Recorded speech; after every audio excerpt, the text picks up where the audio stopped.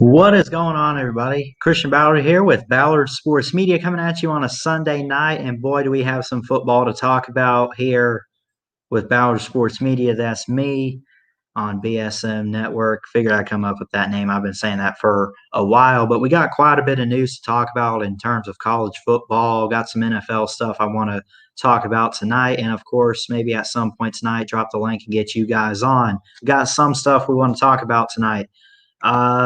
First off, today was finally the day. How about Tua Tagovailoa getting his first start in the NFL against the Los Angeles Rams?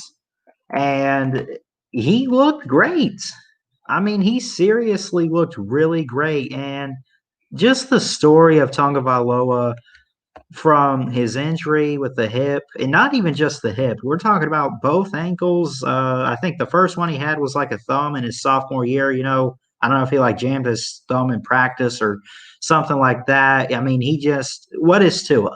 He's injury prone, but he's a great athlete. He's got it all. He's just injury prone. He's not ready to start. You want to sit him, and here he is as a rookie. Not only that, a first-year rookie starting in the NFL. So for Tua, man, and he looked really, really great against a really good Rams defense. So before we get into that, let's see who's in here. My buddy Chess Hall, how you doing, brother? Don't forget, real quick, want to hype this up. My buddy and I, this week, the Unprofessional Sports Show this Saturday at 9 o'clock after I get home from I'm going with some people at Bible study, going to Top Golf. That's at 5 o'clock, so I should be home in time. This Saturday night, the Unprofessional Sports Show returns on TikTok Chess Hall's channel. I knew you'd bring it back, buddy. Appreciate that. So go sub him up. You don't want to miss it. It's going to be really great. We're going to be talking this week to try to get some ideas for the show and see what we can come up with. So appreciate that, man. But anyway, so talking about Tua Tagovailoa and his first start in the NFL, he looked really great. I got to see some of it, got to see some highlights, and you just got to give the man a lot of credit for what he did today in the ball game. You're seeing here some of these highlights. Look at that as he just fits it in the hands of the receiver. Obviously, though, I mean, you saw a takeaway there by the Rams. So a couple bad plays here or there. But overall, I mean, Tua was, I guess, Tua. Now, I know I've said some things here or there, Tua's average or whatever. I joke around because I know how great he really, really is. And he's really just injury prone, if anything. And you see him just throwing the ball, finding receivers. He's very aware. He's got really good O-line.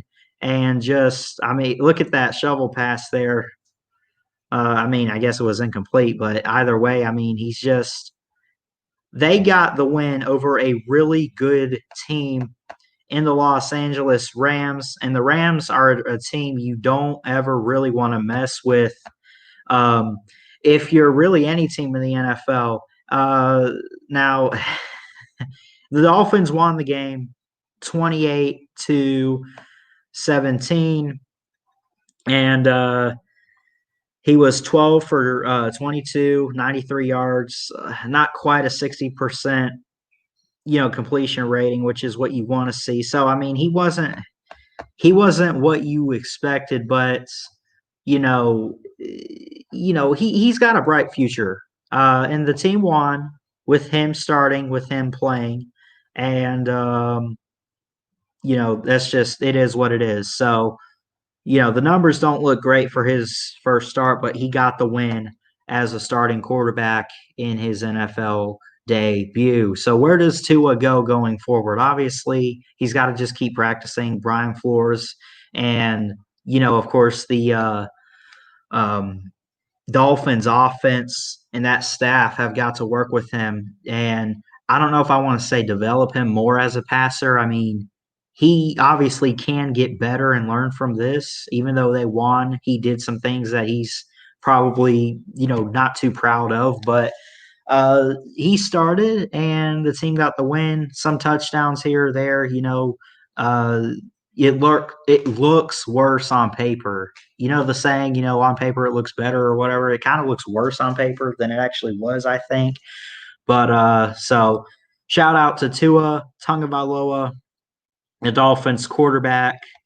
Uh, pretty great at Alabama. I guess he was all right. And nah, he was great. Come on. We know he was great. And he's got a bright NFL future. And when you look at Tua, by the way, I'm not sure if you guys ever saw the Tua documentary that aired like a month ago or so. I got a chance to see it, and it was really great. Seeing his journey as a quarterback and how his dad like forced him to be left-handed, and yeah, that actually happened. He like it. They didn't say this, I don't think, in the documentary, but Tua's talked about it outside of that, where like his dad tied his right hand to his side and forced him to be left-handed. But either way, I mean, he does a really good job with that. He's natural born righty, and just him growing up in Hawaii, playing at Thompson High School in Alabama, his brother and everything. And of course, shout out to Talia getting his first start, his debut with the Maryland Terrapins, and so Tua, it could have gone better for Tua, right? And he's a great player, and just his story. Go watch the Tua documentary. I'm telling you, you won't regret it. Just to see where he came from as a kid in Eva Beach, Hawaii, however you say it, growing up there, going to Alabama, and obviously the whole championship deal, and so anyway, so I want to real quick see who all we got in here. My buddy Chess Hall, Nate the Great, don't be late, aka Nate Kingston. What's going on, sir? Real Big Lee, what's up, buddy? UGA boy, Ugga boy, and Uncle Lou. Yep. Hey, Ballard, I see your thumbnail. I never realized you were a slob certified. Good job, sir. Thanks. I appreciate that, sir. But yeah, Tua's journey as a quarterback just is incredible, right? He's not your average quarterback. He's a generational talent. Is he better than Trevor Lawrence? No, Trevor Lawrence already proved he's better than Tua. It's not even a debate. There's quite a few quarterbacks that are better than Tua, but that doesn't mean Tua is not unique. He is unique. He's left-handed. Not that he's the only one, but just the way in which he is, and is he going to get hurt in the NFL? I think every player at some point gets hurt in their NFL career. He hasn't gotten hurt yet. I haven't even seen him come up limping. So whatever Brian Flores and the Dolphins are doing with Tua Tagovailoa is working, and he's keeping himself healthy. He's balling out. The team trusts him, and of course, he trusts the players around him to go up and make big plays. So shout out to Tua Tagovailoa, 28-17 win at home against the Rams.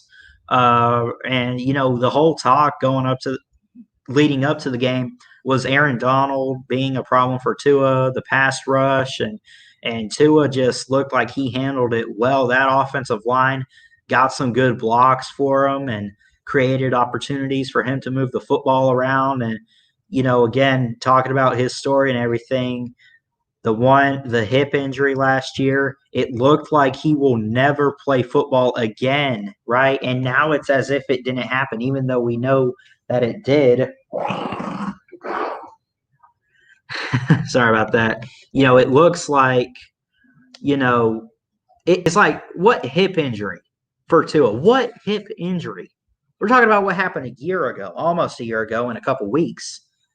What hip injury for Tua? It's like it didn't happen. He's perfectly fine right now. He'll never play football again because of this injury. They don't get this fixed. He may never play again, and it's like it never even happened. So shout out to Tua Tagovailoa. and, just how far he has come with his NFL journey. So, that being said, we move on to the next topic of conversation tonight, talking college football and NFL. Looking at my Tampa Bay Buccaneers, got a game on Monday Night Football with the Giants, the New York Giants. Forget the 32-31 game in Tampa last year. That was last year. Matt Gay, the kicker, I don't even know where he is. Not even on the practice squad. He's gone now. Misses for Tampa Bay. Big time. Just straight up missed it. Potential game-winning kick. And that was Jameis Winston's team. Jameis Winston's on the Saints right now. He's still in the NFC side. We're talking about Tommy. This is Tommy Brady. Tom Brady, Tampa Bay, and the Gronk. The Gronk. That's what we're talking about right now, people. Now, have some guys out.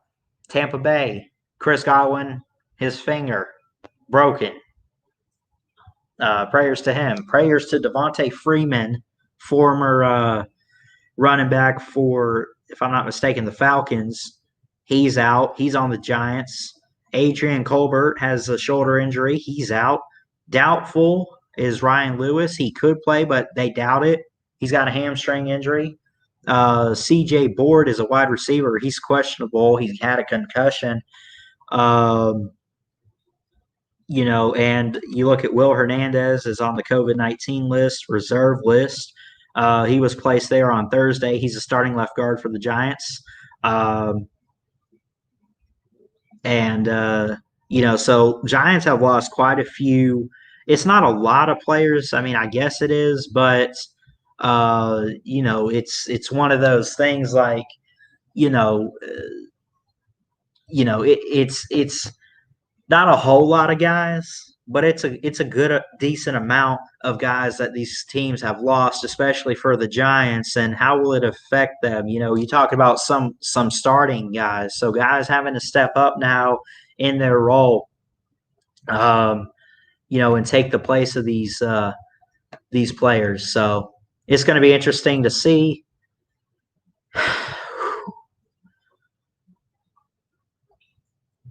So, with that being said, this is in, let's see. I lost it here. So, looking at this, the Giants and the Bucs are meeting this Monday night. It's the fourth year in a row, the fifth time in 6 seasons. So, they've met quite a few times. The last 3 games between these two teams were decided by 6 points total. And, of course, last year, September 22nd, Giants edged the Bucs and just beat them, right? And again, it came down to, it was a 7-yard, rushing touchdown by Daniel Jones with a little over a minute left. The Bucs get the ball back. Matt Gay eventually can kick a game-winning field goal, but hold on now. There's all this pressure. How does he miss that kick? I don't even know. I don't understand, but that was last year. This is, I think the Bucs are looking at this game. I don't know. I mean, it's not a rivalry or anything, but I guess there's kind of something for Bruce Arians. We lost to this team last year, and we don't want to lose to them again. So it's a Monday night showdown in MetLife Stadium. It's going to be a really good matchup, and it'll be interesting to see. I think the Giants can win this game, but I think Tampa Bay, if you want to look at them, is a better team, right?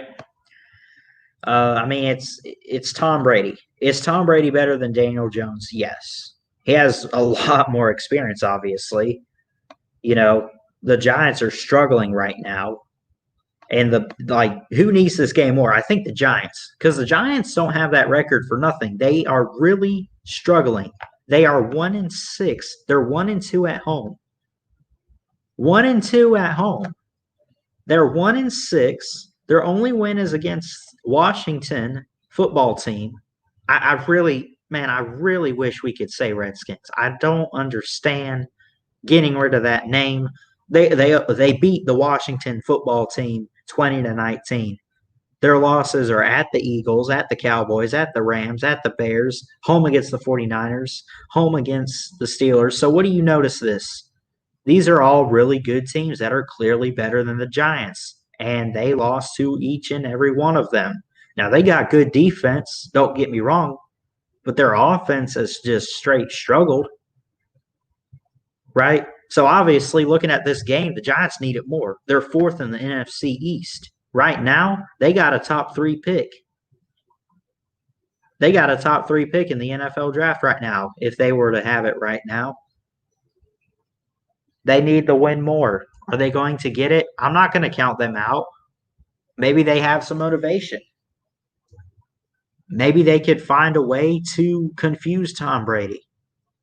Maybe if they're lucky enough, Tom Brady gets dementia again and forgets that it's fourth down.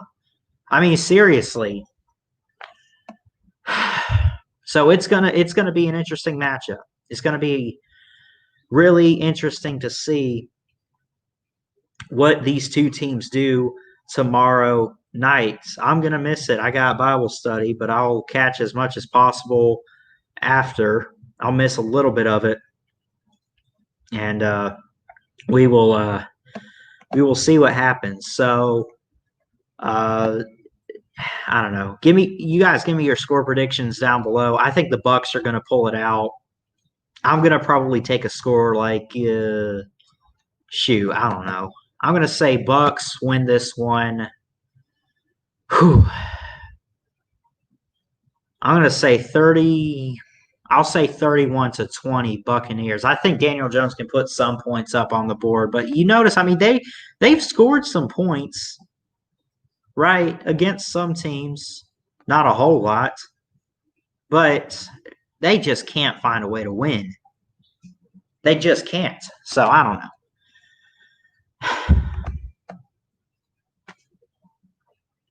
We'll see. It's obviously an upset if the Giants can pull it off at home.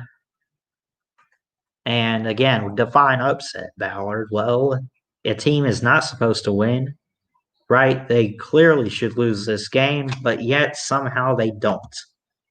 The Bucs should win this game. They need to win this game. They're the favorite in this game. What's the let me see here. I'm going to check the line here according to ESPN. And again, this is a Monday night game tomorrow night at 8:15 on ESPN. They should win this game, the Bucs. Look at this. 82.8% chance for the Buccaneers. You could round that to 83. The New York Giants at 17% chance to win. The spread is 12.5. Buccaneers. Over-under is 45 points. You guys going to take this line? 12.5. Buccaneers the favorite. You taking the over or the under on 45? UGA boy says Tampa Bay 38, Giants 17. Maybe. I'll take the over under is 45. Give me the over. Not by a whole lot, but give me the over on that. The Bucs can probably cover 12.5 against this struggling defense that the Giants have. Struggling offense too. They're just struggling. I like Daniel Jones. I think he's a good quarterback. Not this year. If you guys watch Bad Dog Sports, if not, go sub him up and check him out. A Giants fan, great YouTuber, really good dude. He will tell you that, I mean, he has just been so upset and mad and going off on Dave Gettleman and the Giants organization. Just pitiful this year, man. pitiful. Really, I mean, seriously.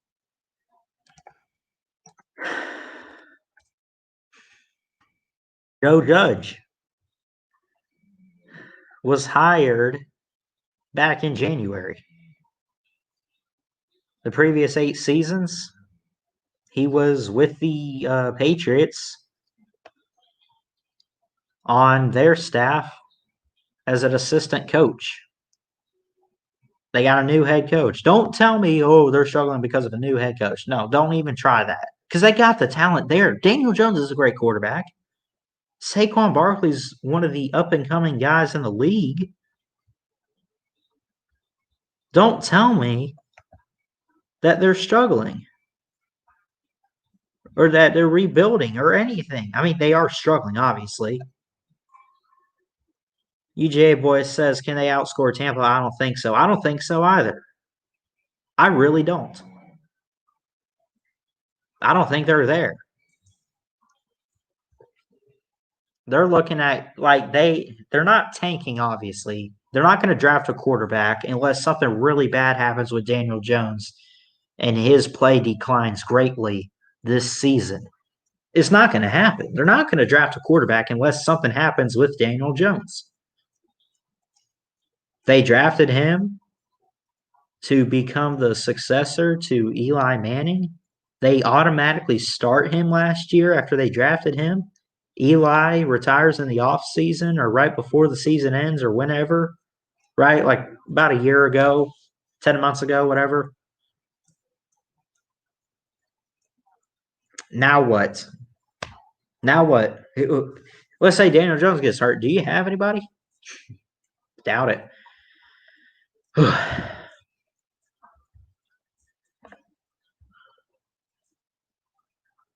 Anyway, let me see here.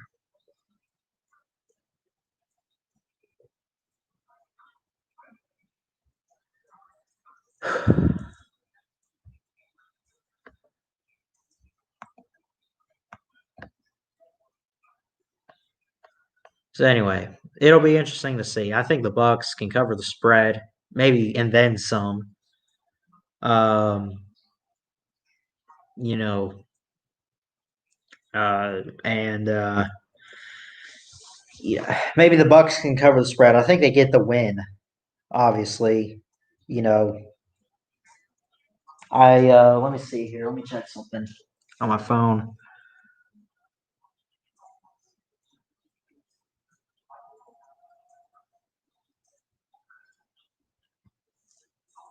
I posted something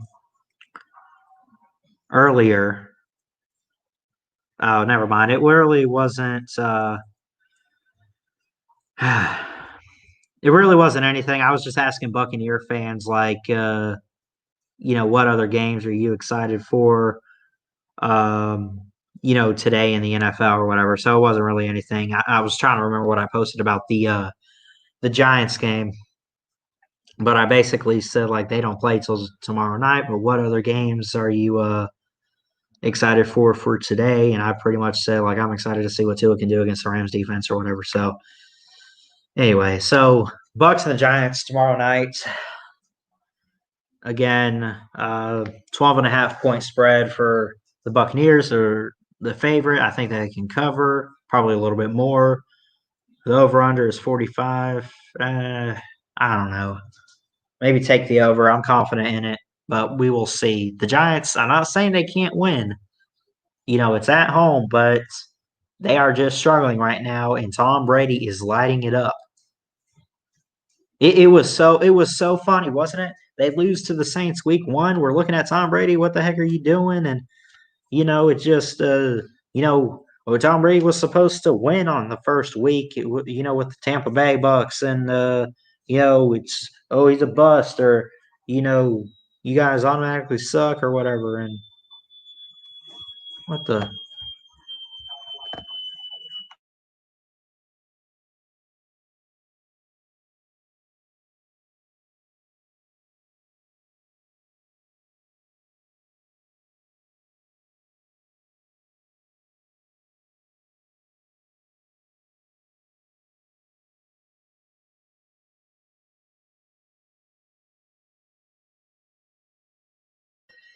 Sorry about that. Dad's alarm. It's really loud. But yeah, what were people saying about Tom Brady? Oh, the he's supposed to win the first game of the season, and I came on here and said, you know, I came on here and I said you're going to lose games, and I would agree though. I mean, everyone's like, yeah, but Tom Brady was expected to win in Tampa Bay, and you at least got to win the first game of the season, and I agree. I would agree with that. No debate there. Tom Brady wants to win. Why not start out with a win? If you lose week 2 or 3, let's say you win the first game of the season, right? You win the first game, great. Off to a good start, Tom Brady. Then you lose week 2, week 3, or whatever, but then you win 4, 5, 6, whatever, a couple losses here or there. That's fine. You won the first week, bounce back after 2 losses and keep it going. Fine. But you start off with a loss. This is a different story. What's up, Nast Mal? Hello, I'm Russian. Welcome to the channel, sir. Appreciate you showing up. So anyway, it'll be interesting. Interesting game tomorrow night. Got Bible study, so I'll probably miss some of it, but I'll try to see what I can. And yeah. Can Daniel Jones and the Giants pull an upset? Because that's what it'll be if they win. It's an upset.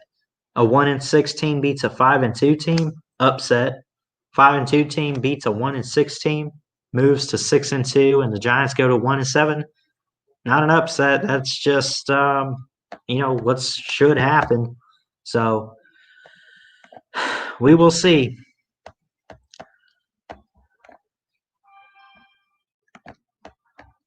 So that being said, how about college football madness and mayhem? Penn State off to an 0-2 starts. Not looking good. What's up, Jerry Wells? Haven't seen you in a while. How you been, brother? Good seeing you in here. College football madness. Penn State 0-2 start to the season, obviously out of the playoffs now, unless a lot of chaos can occur. They would have to hope for Ohio State to start losing, so that way they could at least win the Big Ten East and go to Indianapolis where the Colts play or whatever.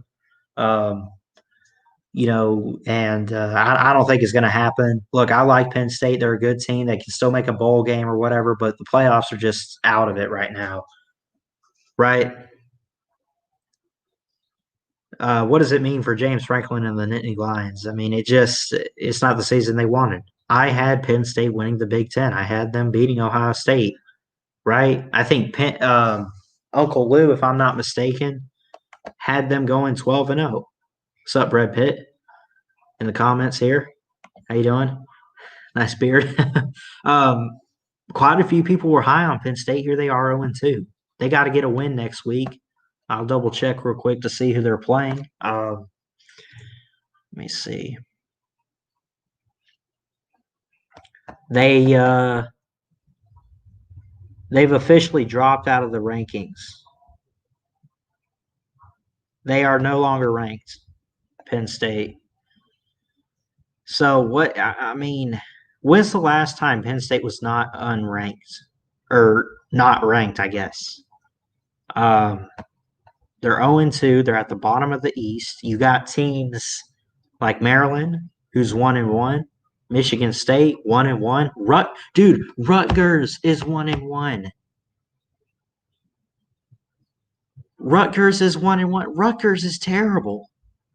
The only good thing you can say about them was congratulations for playing in the first ever college football game against New Jersey, which is now Princeton. Congratulations on that, Rutgers. Now, I like Penn State. I like James Franklin. I think he's a good coach. I got family members that are Penn State fans, so I don't hate Penn State, but man, 0-2 right now at the bottom of the East. Rutgers is third in the East. Maryland with Talia Tagovailoa, who looked pretty great the other night, by the way. looked really good. Maryland's 1-1. Michigan's 1-1. Michigan State's 1-1. Rutgers is 1-1. Ohio State's 2-0. Indiana's 2-0. That's in the East. Look at the West for the Big Ten. If you don't believe me on all this, hold on. I can't be making this up. Northwestern, look at the West, 2-0. Purdue, 2-0. Wisconsin, who's ranked number 10 right now, 1-0. Nebraska, 0-1. Illinois, 0-2. Iowa, 0-2. Minnesota and PJ Fleck had high hopes this year. They were really great last year. They made the Big Ten title in the West, 0-2. The teams that you expect to look terrible are looking great. And the teams that you expect, some of them obviously, like Penn State and Minnesota, you expect them to look great. They're not looking great right now. They really are not.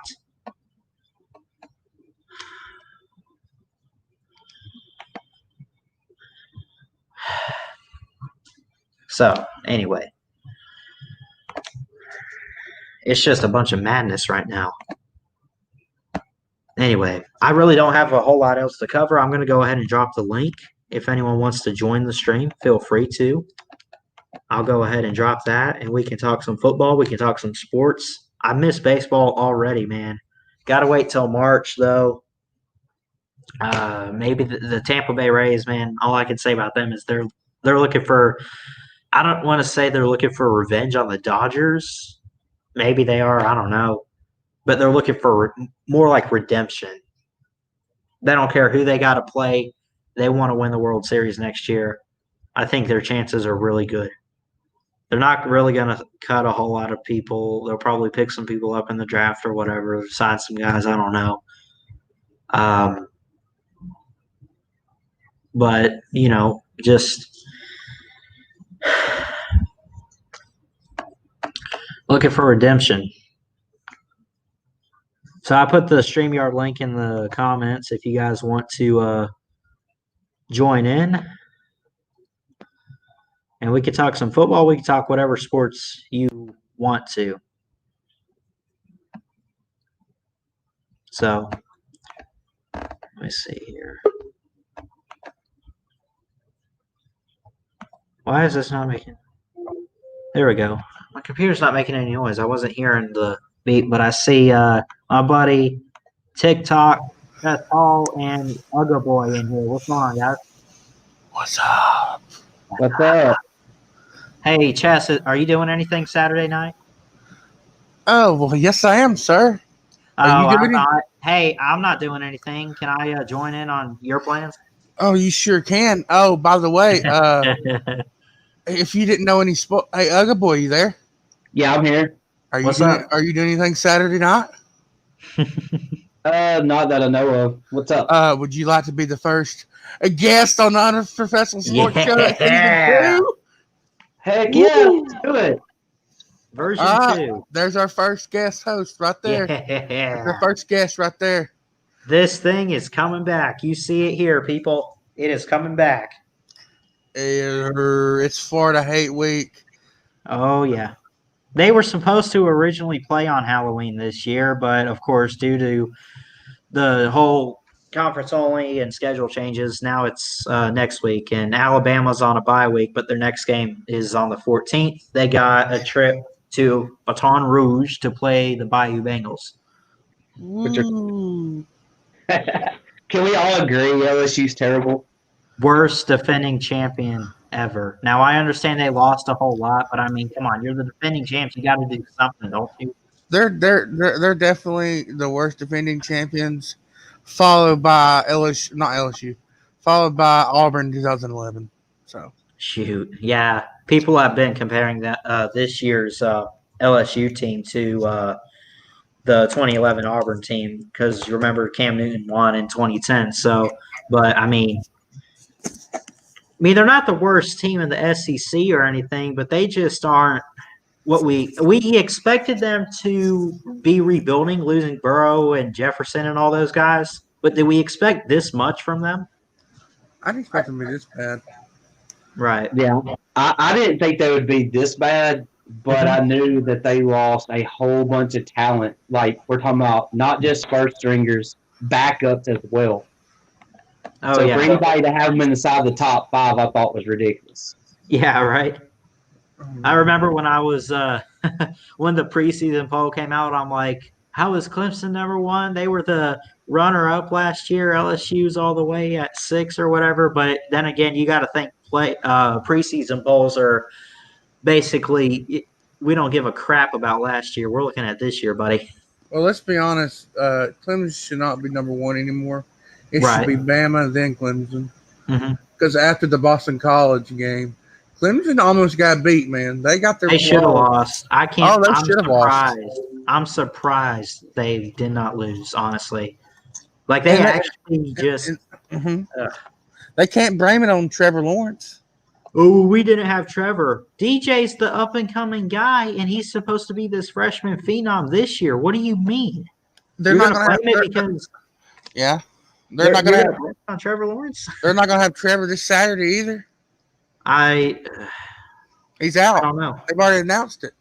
If Brian Kelly and Notre Dame can show up in big games, they can beat Clemson this Saturday. Yeah.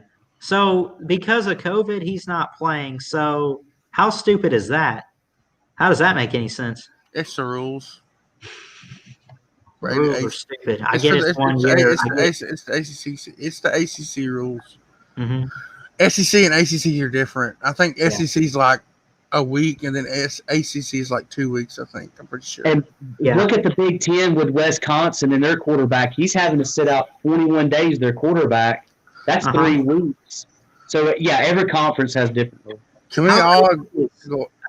Here's something that I saw on Facebook. These are the undefeated teams remaining with at least 4 games played. This is a list, and this is how crazy this season is. Alabama, okay, understandable. They always lose, but hey, they're undefeated right now. BYU, Cincinnati, Clemson, Coastal Carolina, Liberty, Marshall, and Notre Dame. That's a weird list right there, outside of Bama and Clemson. Well, Cincinnati, dude, Luke Fickell. Somebody needs to get him. Yeah. Luke Fickell's a boss, bro. I'd love to have him at Georgia. It won't never happen, but right. I mean, I'd love to have who was it again? He used to be a coach at Georgia, but he left. I'd love to have Mike Bobo back, honestly. Mm-hmm. Mm-hmm. South Carolina's offensive coordinator. Yeah, I'd love to have him back, honestly. Him or Luke Fickell would be fine with me. Yeah. But I'm not even going to get on Georgia's problems because we've all heard it 5 million times. Yeah, we have. We got a big game this weekend. You got Florida. That's right. Hopefully. Go ahead. Let me ask y'all a question. Yeah, go ahead. LeCount being in a motorcycle accident last night. Oh, crap. He's going to be out 3 or 4 weeks moving forward. How big is this going to impact the Dogs this Saturday versus Florida? Not at all. Our defense is stacked, bro. You know that. Yeah. Who did that? Oh, I didn't even. Dude, I didn't even. He's the interception machine. I didn't even know he was in an accident. Really? I didn't know that. Yeah, I'm looking at it right here. They reported it, I guess, this morning and 20 hours ago, like late last night, early in the morning, I guess. Is he all right? Hold on, let me see. Here's the he's had a concussion. He's got bruised ribs and I think his shoulder. Something about his shoulder. His mom said he's lucky to be alive, and had he not been wearing his helmet, that he would not be here. So, but it also says, who's this?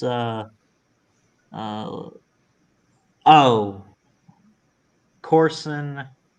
Shoot, it's not saying who that is, but his injuries are not life-threatening, and a full recovery is expected. Richard LeCount is a really good safety, a highly rated draft prospect for this year. And Chess, you're a Georgia fan. I want to, and Ugga Boy as well. Do they need him right now? Like, of course if he's out. Well, yeah, but if he's out, do you trust who comes in? Yes. Christopher, it says in that article I believe you're reading, it's Christopher, I can't think of his last name. The guy who wrote it? You talking about the guy that put it out? Yeah, no. It says in the article who should be possibility a good like his backup. Christopher Smith. Yeah. Yes. We got Eric Stokes. Eric Stokes is good if he would just. Yeah, but isn't he a starter? Yeah, he's really good. Yeah, but you can't replace if you replace a starter with a starter at that part. No. I'm not saying that. I'm saying that our defense is stacked enough where we'll be good. Oh, you're just like. Yeah, I'm not worried about our defense, man. I'm not. Yeah. Our defense is stacked. We had a lot of injuries against Kentucky, which I didn't like that. We had some linemen go down, stuff like that. Mm-hmm. And I think a couple of defensive players, I'm not really sure, because I didn't get to watch the whole game because of the whole debacle happened. But we'll be good, man. I think we'll be good. I want to know this because obviously, as we know, the AP poll comes out, and of course, people like Uncle Lou or whatever will say it's meaningless, and I would probably agree because it doesn't matter until we get the playoff rankings. But Clemson is still number 1. I agree with it. Still number 2. I'd switch that. Yeah, I mean, because now here's the thing: Boston College. I don't even know if I want to say they are a better team than Mississippi State. I really don't know, but Mississippi State. Okay. Cut out 41-0. Clemson, I'm surprised they won that game. I'm surprised. You and everybody is. Shocked. I didn't think Boston College would have much of a chance. I was praying that Boston College would win that game. They forced Clemson, dude. Brian Breesy, edge defender for Clemson. He's a really, really good defender. I think he's like a freshman or a sophomore this year, if I'm not mistaken. Got a safety to help seal the game for Clemson. Mm-hmm. So, I mean, that pretty much saved them. So you have him to thank. Yeah, well, fuck them. Pardon my language. So, Georgia, I'm just going to say this and leave it at this. Okay, well, you can talk about it if you want to. Georgia plays like they did against Kentucky. We'll get our asses kicked. That's all I got to say about it. I was feeling bad for you, man. I was watching your stream and everything. I was like, Chess, you got to calm down, sir. But I get it. You couldn't. I was watching a little bit of that game, too, and I'm just like, what is Georgia doing? What did they do yesterday, Chess?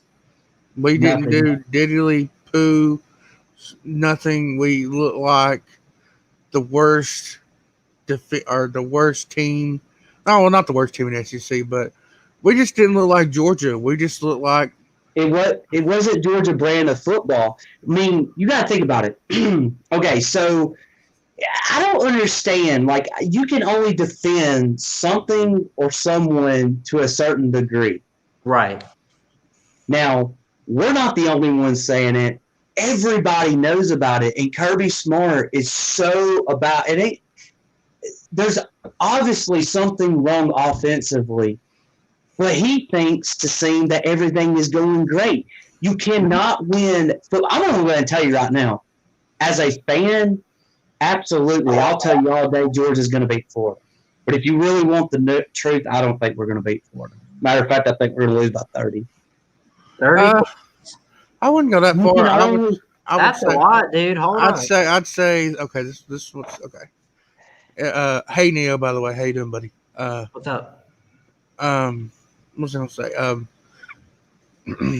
Georgia. Okay, Georgia has every piece to win the Natty this year, but one piece, and that it. No, I'm being serious with you. We have the defense to do it. We have the offense to do it. Yep. But we need the quarterback. Hey guys. Hey buddy. And we need the quarterback. The quarterback situation is what's holding us back. The only reason that Stetson Bennett did good in his first 3 games is because there was no tape on him. Now people know when Stetson Bennett throws, get your hands up because he's 4'11".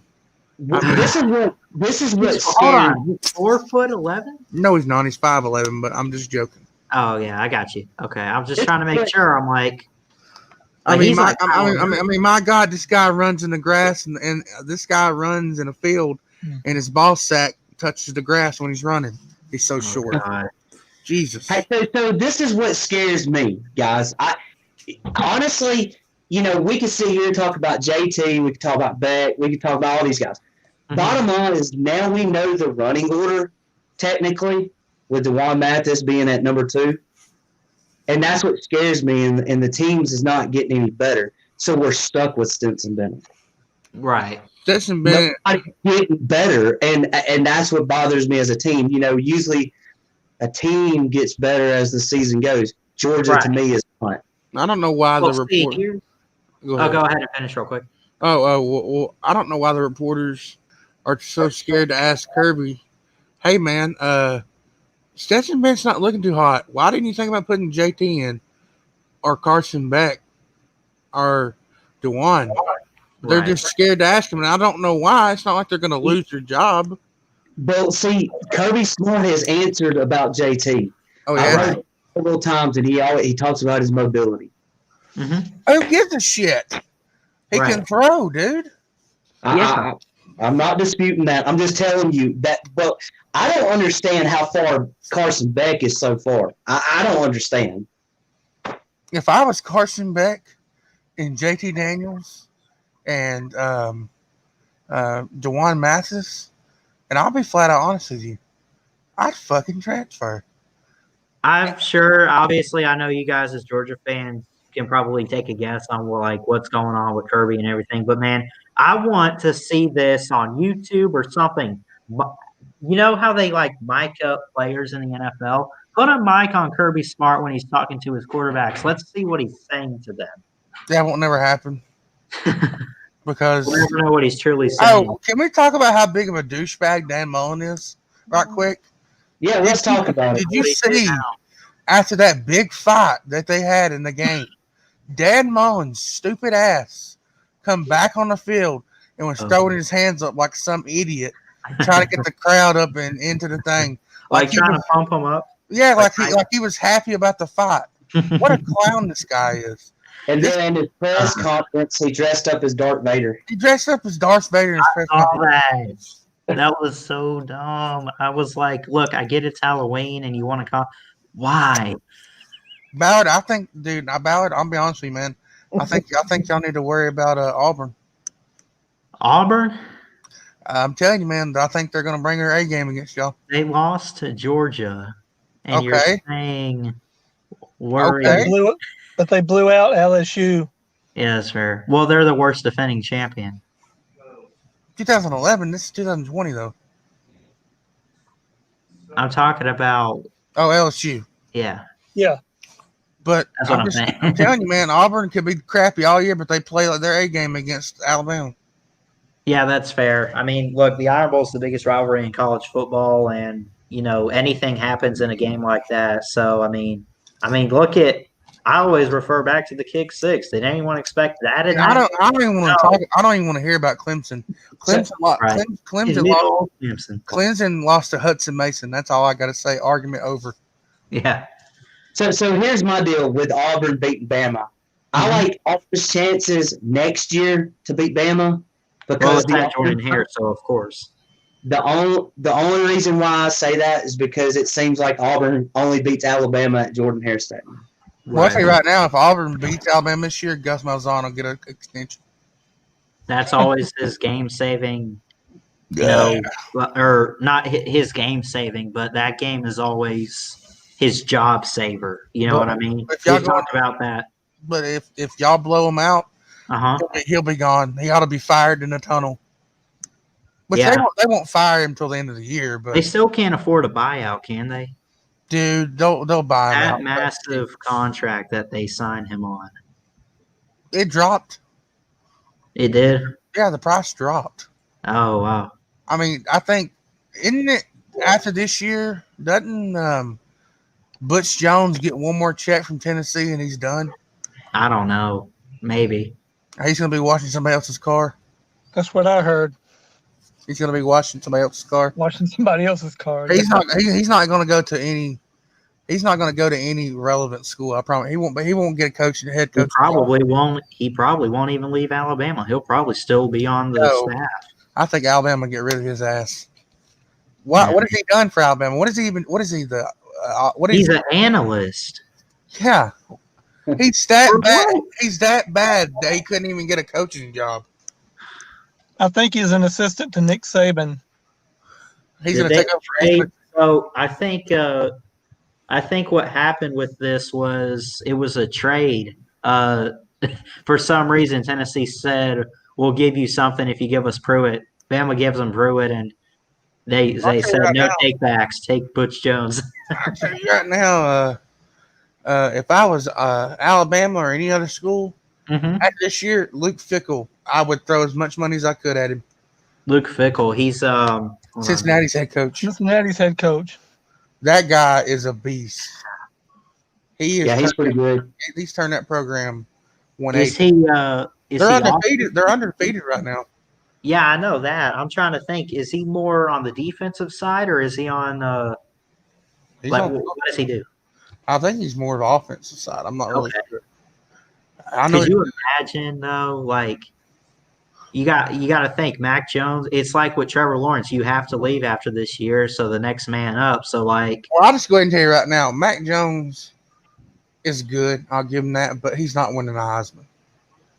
Trevor Lawrence is winning the Heisman this year. Wow, that's a hot take. Either Trevor Lawrence or Justin Fields. Justin Fields. I'm sorry, Ballard. Mac Jones is not even close to them two. I'm not being mean. I'm being real. Dude, I can't wait for the playoffs. It's going to be Bama, Clemson, and Ohio State in there. Throw whoever else in there. You better hope you make it to the playoffs, buddy. I'm not being mean. I'm just being honest. It's a COVID year. Anything can happen. That's fair.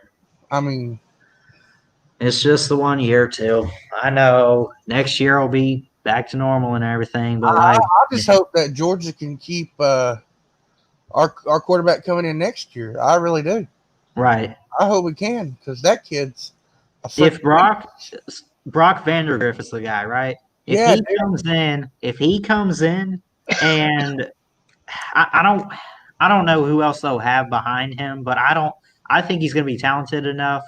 And honestly, if Kirby Smart is still the head coach, and now I say that because who knows what's going to happen the rest of the year for Georgia, obviously. Oh, they're not going to fire Kirby Smart. It didn't want to happen. Right. But if he doesn't start Brock Vandergriff, you also have Carson Beck, who's a freshman this year, if I'm not mistaken, right?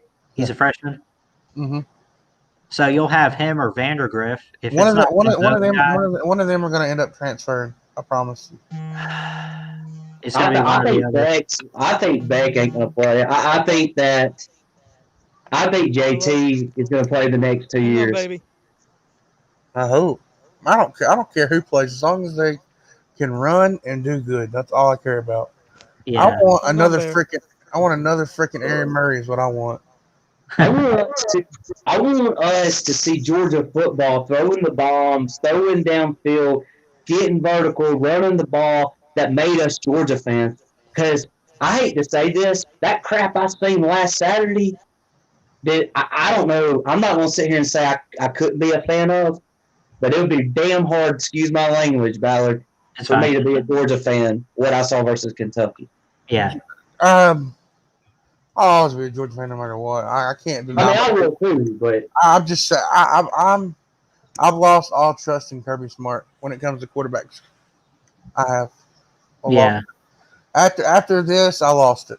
I don't want him fired, but I want change. You said it before, Chess. Kirby Smart, get your hands off the offense. Stick to the defense. You're really great at that.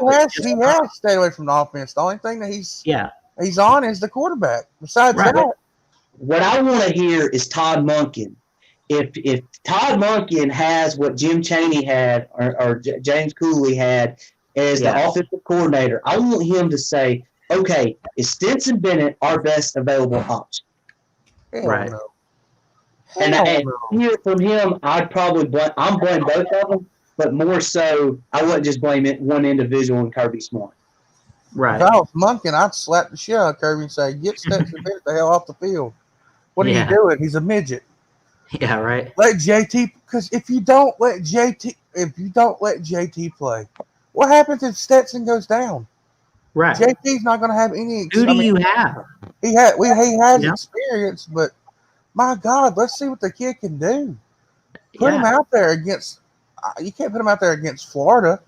Right. He might be able And to. you got to look at players, man. I hate to throw a college player under the bus. I know I'm in college, so I mean they're about my age or whatever. But you hate to throw the player under the bus, but sometimes it is the player. But in Georgia's case, it's not really the players, is it? It's Kirby and how he's handling things. Well, we do know it was a player because Stetson Bennett said everybody played well besides him. Yeah. That's exactly what he said yesterday. Stetson admitted that, or Kirby did? Stetson Bennett said it in his press conference. What an idiot.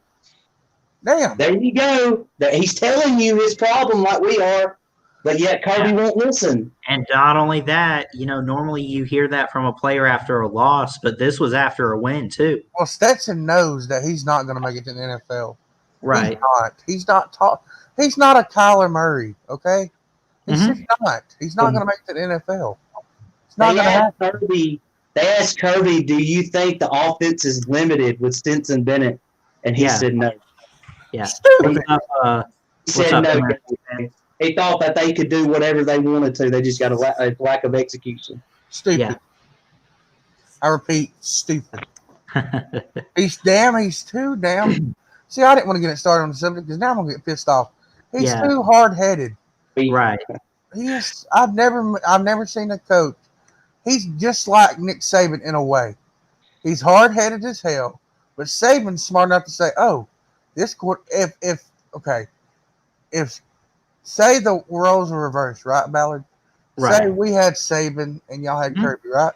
Oh, great. Saban would have yanked Stetson Bennett's ass out of the game on the bench. Never would have seen the field ever again. Right.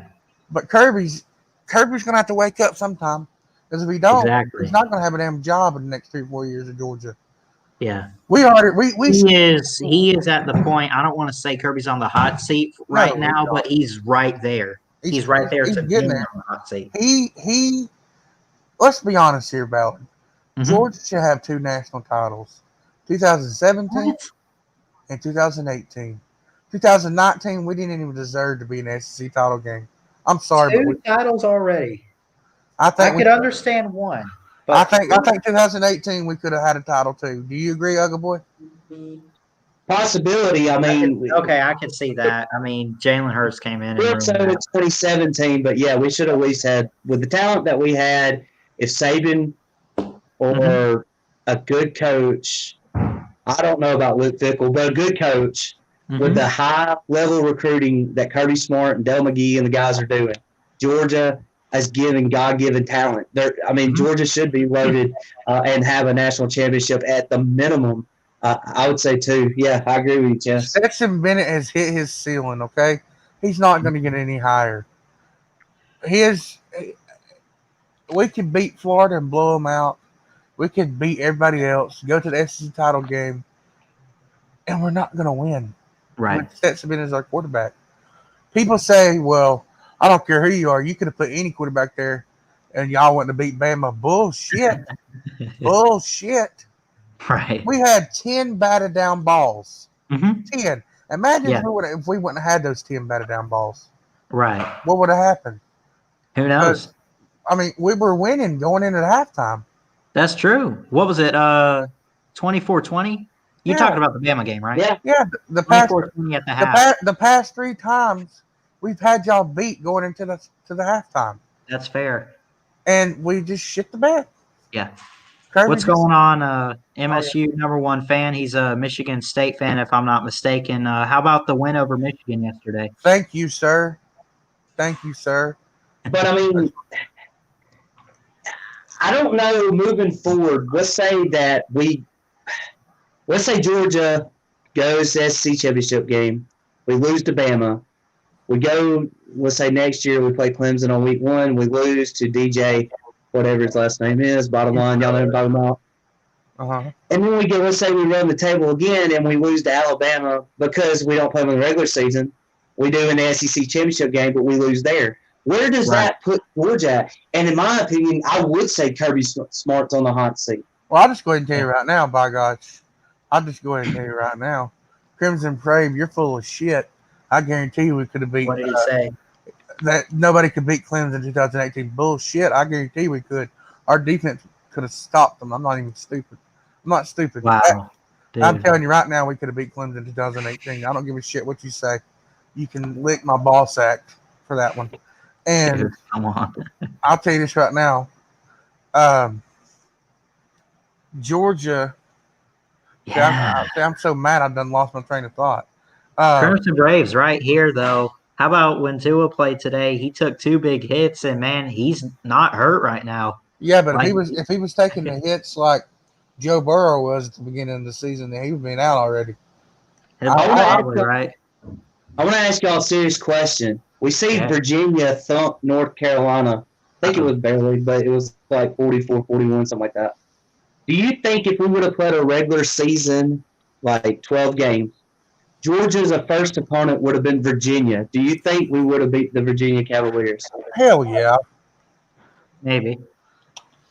There ain't no maybe about it. We would have beat the I don't dog know shit. anymore. Not with Stinson Bennett. We wouldn't have. Okay, we wouldn't have. Okay. Let me ask you this. I don't want to say this. I really don't want to say this. But Where are you going to? Jamie Newman kind of screwed us at the quarterback position this year. Yeah, he did. Oh, by opting out? Yeah. I looked at Jamie Newman and I said, this is the answer for the offense. And then I see him opt out and I said, here we go. I think Kirby got scared and said, you know what? He got scared and said, all right, Juwan, we're going to let you play. Juwan looked terrible, which, I mean, he hadn't played a game in 2 years. Then he said, okay, Stetson, you're going to go in. Stetson played great his first 2 or 3 games. Mm-hmm. And now Kirby's scared that he puts another quarterback in that we're going to lose. I think, and I think his plan B also backfired by JT not being as healthy as we would like him to be.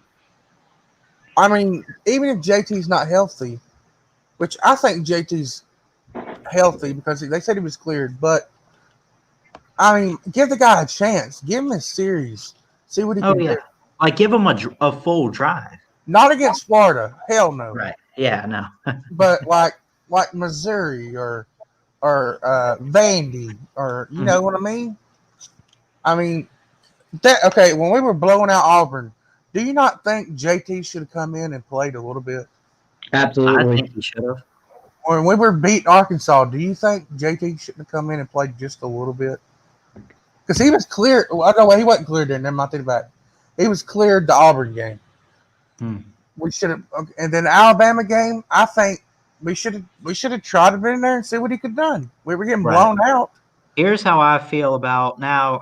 I know obviously Georgia's got their fair share of quarterbacks right now, the whole rotation and all that. But I think whether they're good or not, I feel like, and it doesn't have to be every game for every quarterback, but I just think every quarterback should at least be not given a chance to really start, but just give them some reps. But see, that's why if Bama's up big by 50 points in a game, that's why they put the backup in to get some good experience in playing time. That's what Georgia needs to do, but they just can't figure out how to get up that big over an opponent. Did y'all know that? I don't know if Ugly Boy knows this or any of y'all know this. You know how they do the bowl predictions every year or whatever?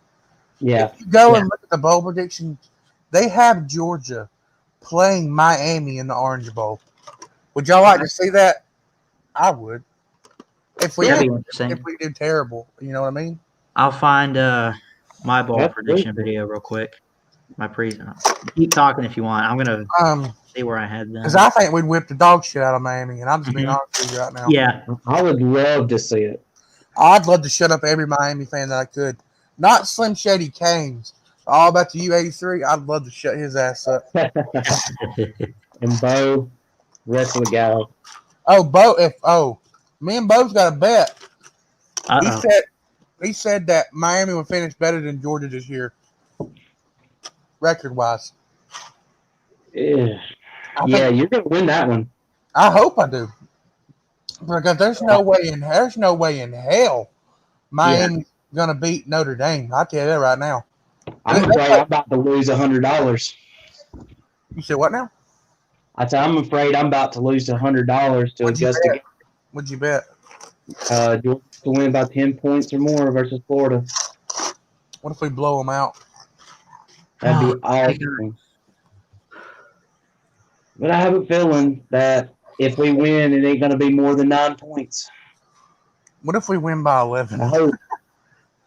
That'd be sweet. I'll share it with all three of y'all. I don't care. Everybody can take it. Nah, man, save your money, bro. Don't do that. I can't find. Oh, good boy. I meant to tell you, man. Your package or whatever. I've shut it on live stream. I opened it. Oh, okay. Thank you again, by the way. No problem. Your hat should be coming. Oh, you got me a hat? Yeah, I got you that visor. Remember? Are you kidding me? I thought you were kidding. Well, no. It should be coming. I ordered it through the people that has it. So hell yeah, dude. Your address in it. Thanks, man. No problem. Dude, are you gonna be doing live streams anytime soon or no? I've got to figure out how to do it on my phone. I don't know if I can do StreamYard or not. Yeah, you can do StreamYard on your phone. It's really difficult to do, but you can. You got a laptop or no? No, just my phone. Right now, I'm working on trying to get something. Yeah, StreamYard's okay on your phone. It messes up a lot. But, oh, yeah, I'm going to tell you, Ballard. What's up? Junkyard Dog is writing out our show for us. You know that, right? Oh yeah, you were telling me that, or Junkyard was telling me that. Yeah, he was gonna send me the notes in an email. Mm-hmm. I'm gonna screenshot it and send it to you, so we have what to talk about in the first show. And Ugga Boy, what we'll do is, if Ugga Boy's okay with it, we'll send him the link because I got it. I'm friends with him on Twitter, so I can just direct message him the link. I'm gonna send him the link, and we're gonna go in an hour early when nobody's in there and prepare to show up. If that's okay with y'all. So I wanted to show you guys this. I'm not going to show you the whole video, but these are my. Oh, go ahead, Chess. Sorry.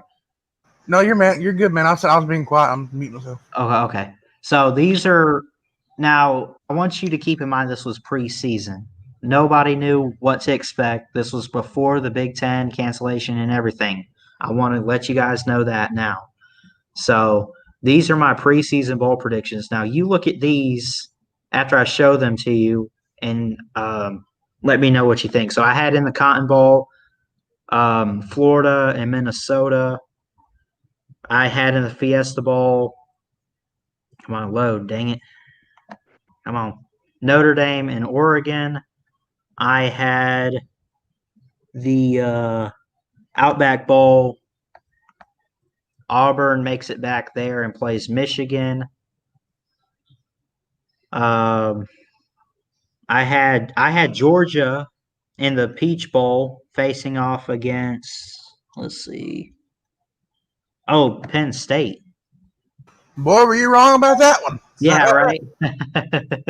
This was preseason, by the way. And then I think I had Clemson and Oklahoma in the Sugar Bowl, and in the Rose Bowl, Ohio State and Alabama. Now, Oklahoma's out. Clemson could still make it. I think most likely Bama might be number one when it's all said and done, unless something happens and they get their annual loss. But the Rose Bowl with Bama and Ohio State makes sense, doesn't it? That could happen. Clemson could make the playoffs, most likely win the ACC. I don't think they're losing unless something, happens. They've had a couple of miscues this year, but what's it looking like for you guys as far as playoff teams right now? I might say Alabama 1, Clemson 2, Ohio State 3, possibly either Georgia or Florida 4. I think two SEC teams get in this year because the Big 12's doo-doo. And Well, someone's got to take the 4th spot. That's what it comes down to this year. And the Pac-12 is not going to have enough games. They'll finish in time for it, but I mean, come on, it's the Pac-12. well, Ohio State has to go undefeated this year Right. to get anything. Because they're only playing what? Penn State's best hope is that Ohio State loses a couple games here or there, which I don't think is going to happen at all. So I got. Okay, now y'all go along with this or not. Tell me if you think this is right. Okay, so the ACC championship, I got Notre Dame going against Clemson. Okay. And then I got the SEC title game. I got Georgia going against Alabama for the second time. Mm-hmm. Big 12 championship, I got Oklahoma State going against possibly Texas. Okay. And then let's see, that's Big 12. Now Big 10, I got Ohio State going against Penn State. Penn State, there's still divisions in the Big 10, I think. Mm-hmm. And Ohio State and Penn State are in the same division, Chess. They can't play in the championship? I'm retarded. Sorry. You want me to list the okay, well, just tell me who do you think Ohio State would play in the title game? From the West right now, it's looking like it might be either Purdue or Northwestern, who are both undefeated at the moment. Unless something happens with those teams and maybe Minnesota could find a way to win. I don't know. But right now it would be someone like Wisconsin's at 10. Yeah, but would y'all agree with all those other title games though? I would probably agree with like Bama and Georgia. I think Miami loses another game. Okay. Sure. I definitely think they lose another game. I'm picking Miami to lose 3 games this year. Wow. I think that they've already lost to Clemson, right? Yeah. Miami doesn't play Notre Dame in the regular season, do they? I don't think they do. See, I don't know who. There is no. There are no divisions in. Okay. Okay, so they didn't update that on ESPN then. My bad, so my bad, either way, what does it matter? No, you're fine, Jess. But if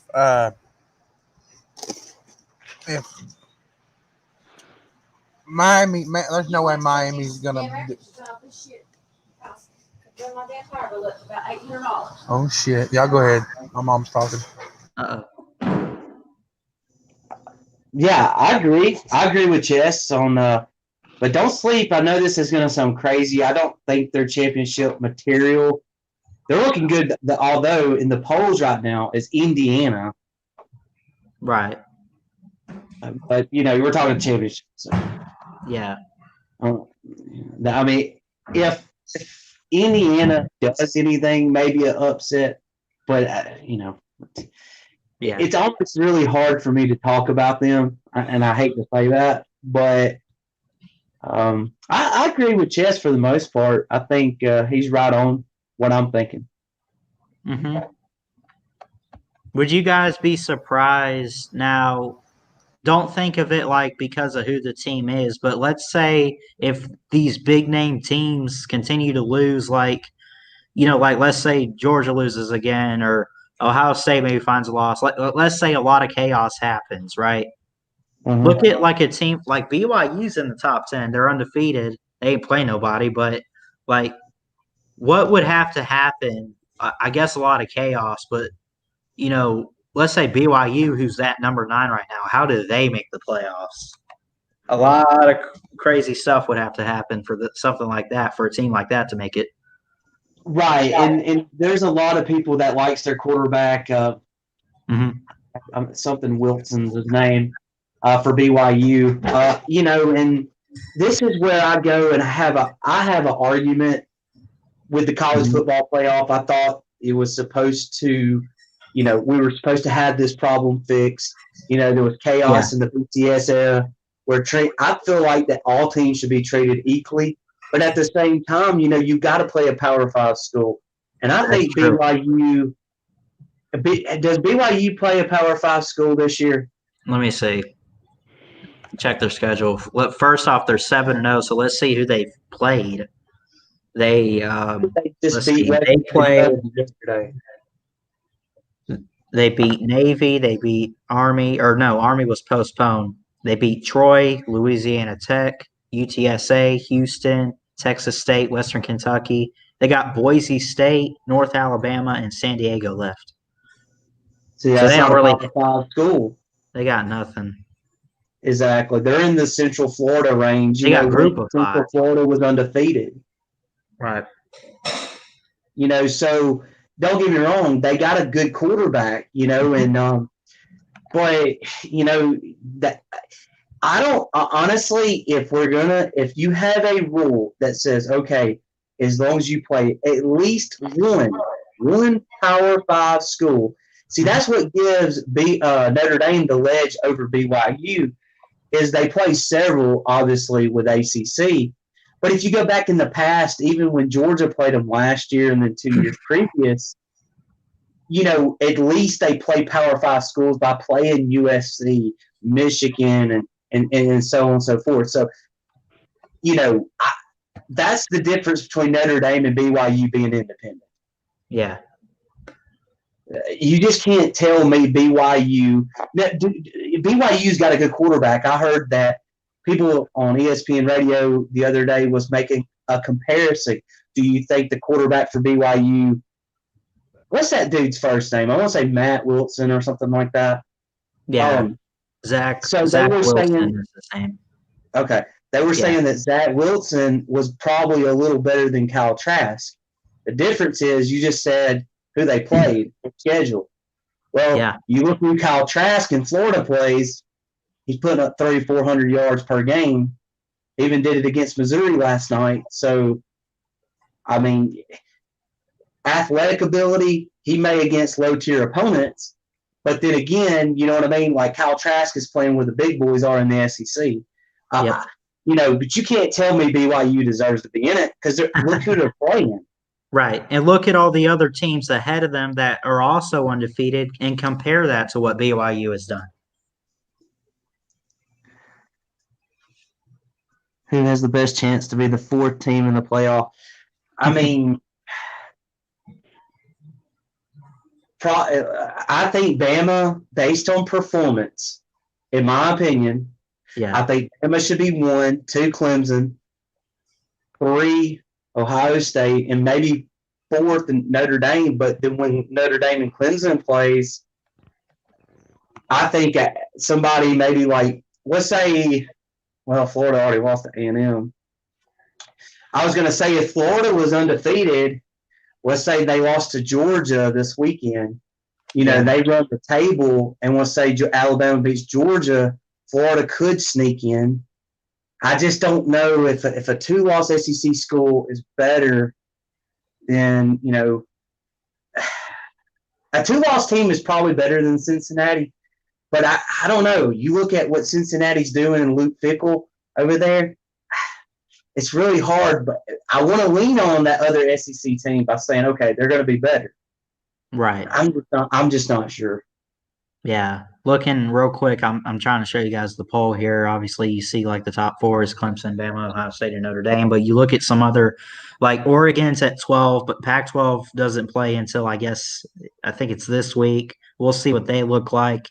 Indiana in the Big Ten is 2-0. There's quite a few teams from 16 with Marshall up, either undefeated, haven't played like Oregon or whatever, like they're undefeated or a 1-loss team. These are teams that are still alive and pretty much like Georgia. They talk about these playoff teams and everything. They talk about teams that control their own destiny. And I think with this weird season of conference-only football and everything, I feel like that's where we're at, period.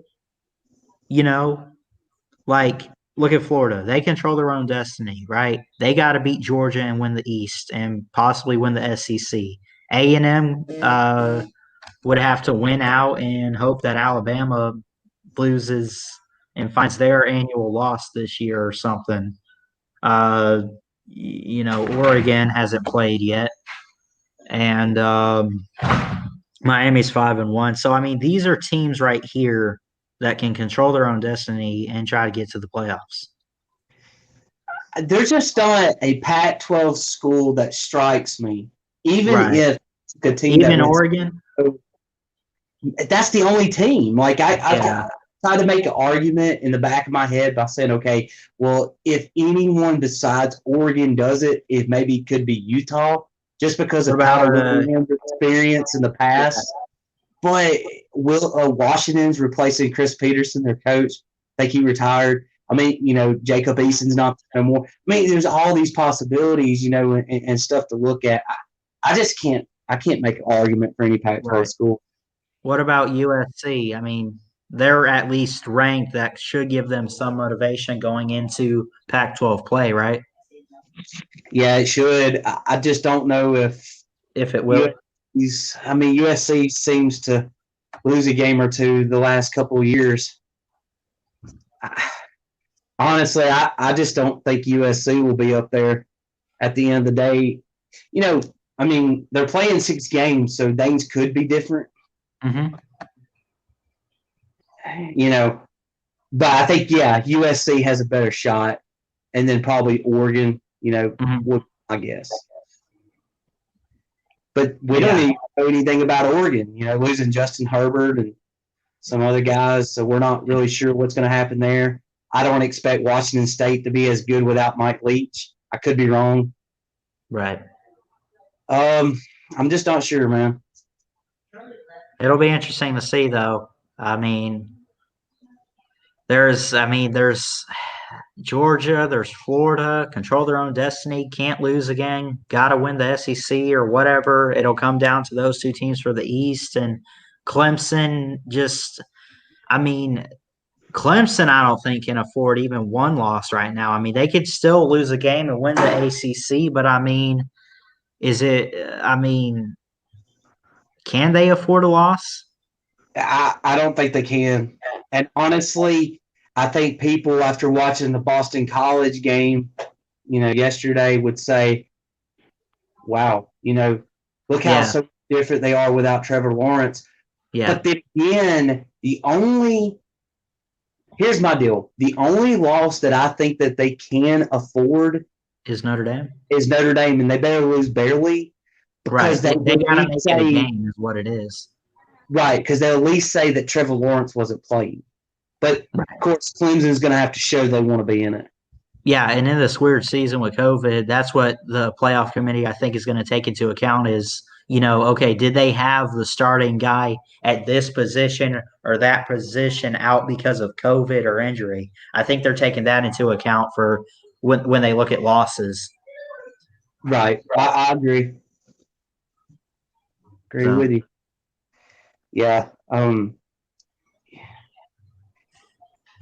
Ohio State, I have a feeling Ohio State's going to lose 1 game. I don't know who, but I just got a feeling Ohio State seems to always drop the ball against one team, maybe a not as good of a team, but they can't even afford that. I think if they do lose 1 game, they better hope it's Wisconsin or somebody. Oh, yeah. Like, it better be a team that is ranked or has good competition inside of them. You know what I mean? Like, it's got to be one of those – I don't want to say it's got to be a team like Alabama or whatever. Obviously, that wouldn't be a bad loss. I mean, it's Alabama. But, like, as far as – don't let it be one of those bottom-of-the-line type of teams. And I know a lot of Georgia fans, like Uncle Lou, for example, would not want to see this. But I want to see, not getting on this saga, this thing about Justin Fields, but I want to see Ohio State versus Bama. And I want to see Justin Fields. We all know what he can do, but can he do it when he plays Alabama? And that's what I want to see in the playoffs.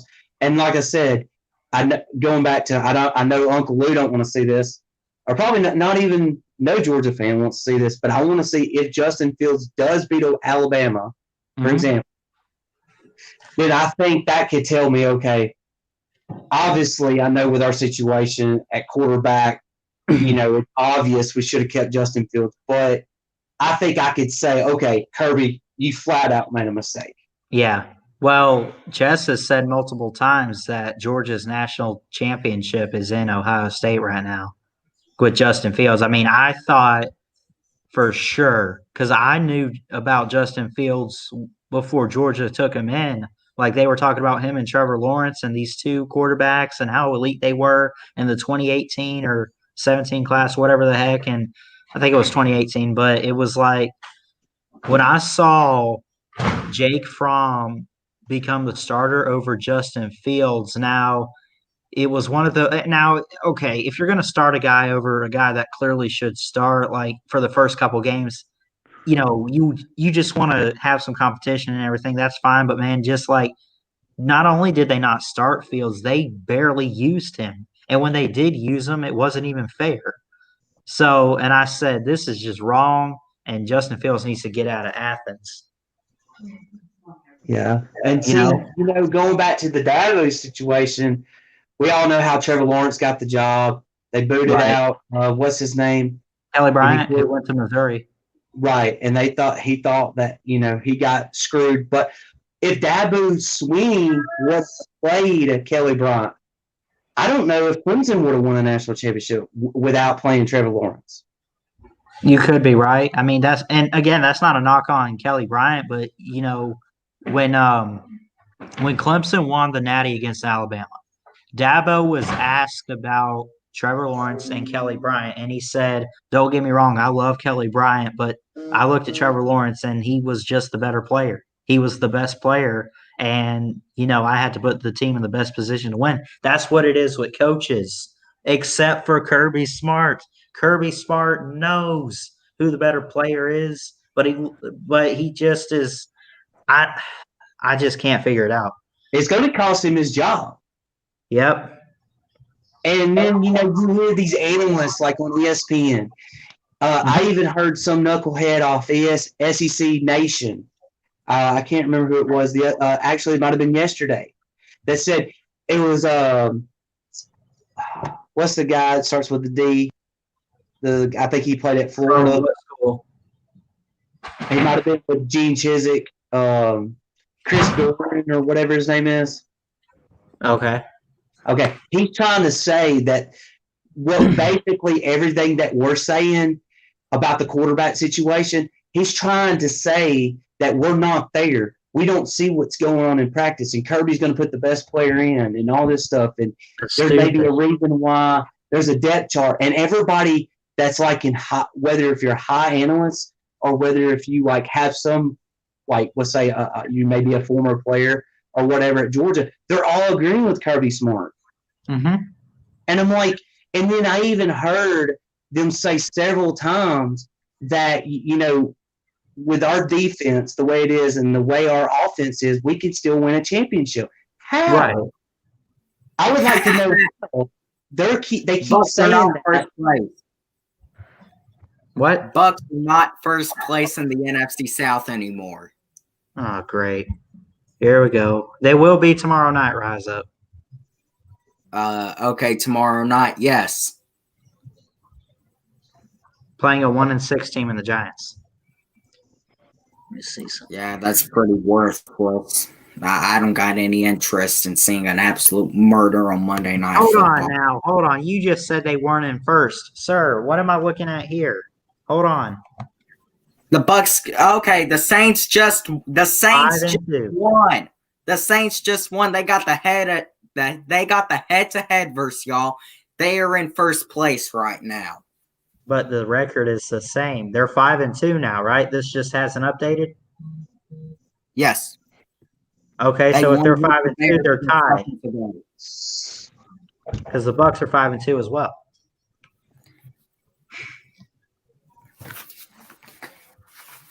Okay, just decided I would tell you that. Oh yeah, by the way, Falcons are still gonna molly. God, they're gonna mop y'all around week 15. They are gonna run your season. No. Yeah, no. I'm getting. Are you gonna watch the NFC least? The NFC least? I don't know. Yeah, it's about to come on television. Yeah, the fucking goddamn. Don't bring that cussing on here, Rise Up. Sorry. Take time out right now. Trying to be more professional on here, dude. Man, was that an amazing game between the Saints and Bears. I wanted the Bears to win, but God, was that an amazing game. And Tua won his first start, but the defense got it done for him. That's true. Yeah, that's how that goes. Pittsburgh holds on to their undefeated season, barely beating Baltimore by 4 points in M&T Bank Stadium. And so the Broncos got a last-second win on the Chargers, and the Falcons face them next week. So that's how that goes in the NFL today. Yep. And I'm shocked that the Chiefs didn't blow out the Jets even worse.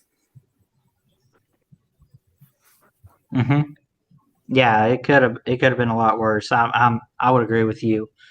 They could have given up less points. They probably should have, or scored more points on them.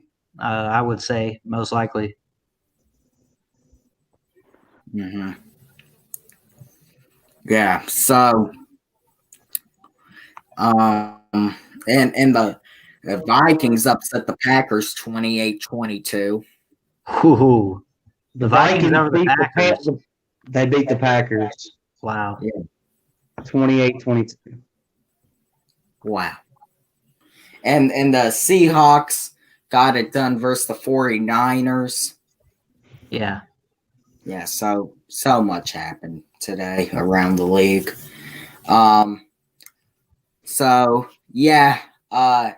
Next Sunday night. Wow. Who's up next Sunday night? The Falcons playing for the primetime game? You even not know your team's own schedule? Oh, my bad. Bucs and Saints rematch here in Tampa Bay, 8:20. I didn't know the time, Rise Up. You said next Sunday night. I knew they were playing next Sunday. I didn't see the time, though. Come on, man. Give me a break. Who do you got? I guess it's this Thursday, Green Bay and San Francisco. That's a tough one now. Oh, I got to hear it. Nah. It's in San Green Francisco. Bay. I feel like Green Bay, honestly, now they're taking a little bit of a dip. They're having a tough time right now. I feel that San Francisco's giving it all they got. 61% chance for San Francisco to win this game. I think Aaron Rodgers is not playing as good as we thought he would since they drafted Jordan Love. Mm-hmm. Yeah, I forgot they drafted Jordan Love, and we figured that that would. A lot of people thought that would motivate Rodgers to just keep playing better, so that way it wouldn't be like a Daniel Jones situation. Because remember, they drafted Daniel Jones, and they saw that he was the better player between him and Eli Manning, and they put Daniel Jones in. Hold on a second. They are not going to bench Aaron Rodgers. They just won't. I don't think they can. They cannot bench him. They just can't. They probably are still going to win that division. Whether they go far in the playoffs or not is to be seen. Mm-hmm. But yeah, that Thursday night, that's going to be a tough one. I don't know who I should take in that game. Let's see.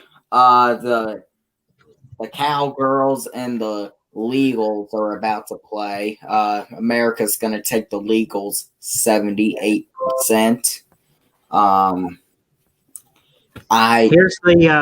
Here's the spread. It's 2.5. Green Bay's the favorite for that game on Thursday.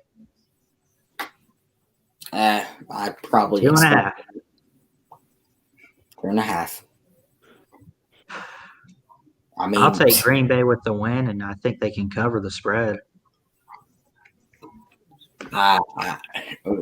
That's going to be very tough. Wow. If you want my honest opinion right now, I think Green Bay, they've lost 2 straight to San Francisco. I think Green Bay gets revenge. Yeah. I would probably agree. I think it's a revenge game for them. They remember what happened the last time they met. Like, it was just a couple weeks ago, if I'm not mistaken, and Oh, it's God. probably going to fuel Rodgers in this offense. The Cowboys are about to win. The what?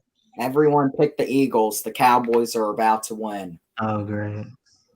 No, I want to – come on. We want to see Stephen A. Smith later, don't we?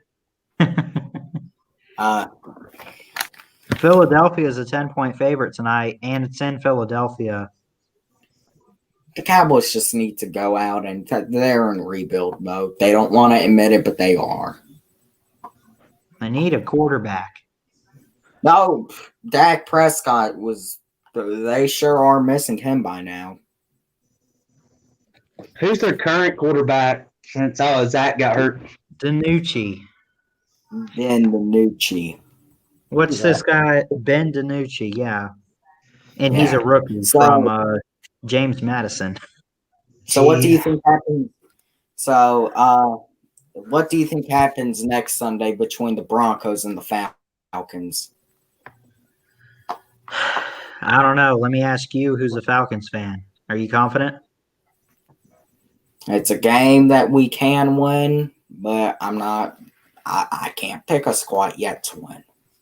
Denver just came back and won at home big from down. So that can definitely give them confidence. Do they have Joe Flacco? No, they got Broncos? Lock. Yeah, they got Drew Lock. Who do you think wins on Sunday between the Falcons and the Broncos? I think the Broncos win this game in Atlanta. Yeah, my gut will do it. Yeah, my gut tells me Broncos, but Falcons could maybe the first, second quarter. The Falcons could be winning, but at the end, I got Broncos. Well, the line's already out, and the spread is 4 points. Falcons are a favorite, but I'll take the Broncos to cover that as the underdog. I'm not even gonna lie. I might take Denver. I might. But it just wouldn't surprise me if the Falcons actually won the game. It's a game that can win. It's a game I don't know if we'll win. Then we got a bye. Then we got New Orleans and New Orleans. Ooh, that's a tough one. But you got a bye before that. Yeah, I mean, so we got 2 weeks to prepare for them. But my God, next week, my gut tells me that the Broncos are probably going to win. Yeah, that's what I'm leaning on. But again, like I said, I something also tells me Falcons could win. They definitely could, but I'm going to head out. Yeah, thank you for having me on. All righty. Well, I'll tell Ballard you said that. So MSU fan, what's up? Nothing much. Here? So, how are you? What do you think about y'all's season so far this year? We should have beat Rutgers, but you have a new quarterback, new coach.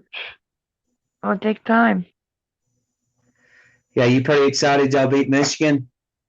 First time in 2 years. And why is Harbaugh there? Why is Don Brown there? Why? I don't understand why Michigan keeps holding on to Jim Harbaugh. You know, if I was a Michigan fan, it would concern me that Michigan State kind of went away and now they basically have came back and we're still not doing anything referring to Michigan. And yet you still haven't proved you can beat Ohio State. So I'm not really too sure where Michigan's heading in the right direction, to be honest with you. I don't even know why they're keeping Jim Harbaugh.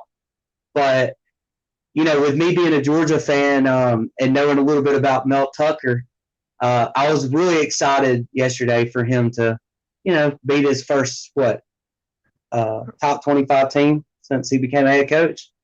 First win yet, near 13. Yeah, because I don't think he did too much at Colorado. And then, yesterday, that was his first win, second game for Michigan State. So who did y'all lose to on week 1? Rutgers. Y'all lost to Rutgers? Yep. Wow. Was it close?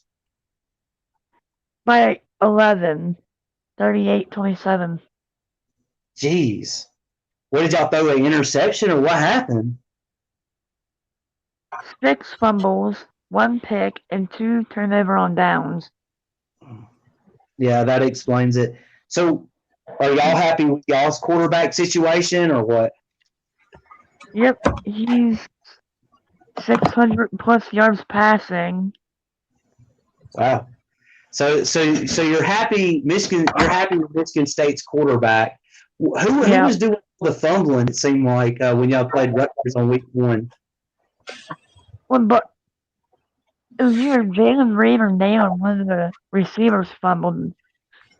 And then the must punt. And then they just took advantage of it. Mm.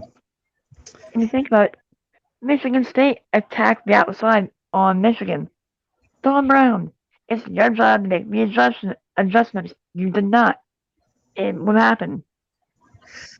Yeah, I think I remember them saying something that happened at the end of the game when y'all played Michigan yesterday. That's something that Rutgers did to y'all on week 1. I remember that now. Yeah, last year they took a picture of the pub and they put it on Twitter or something. Mel Tucker said, "We're not going to do that. We're just going to go in, celebrate his birthday, and get ready for Iowa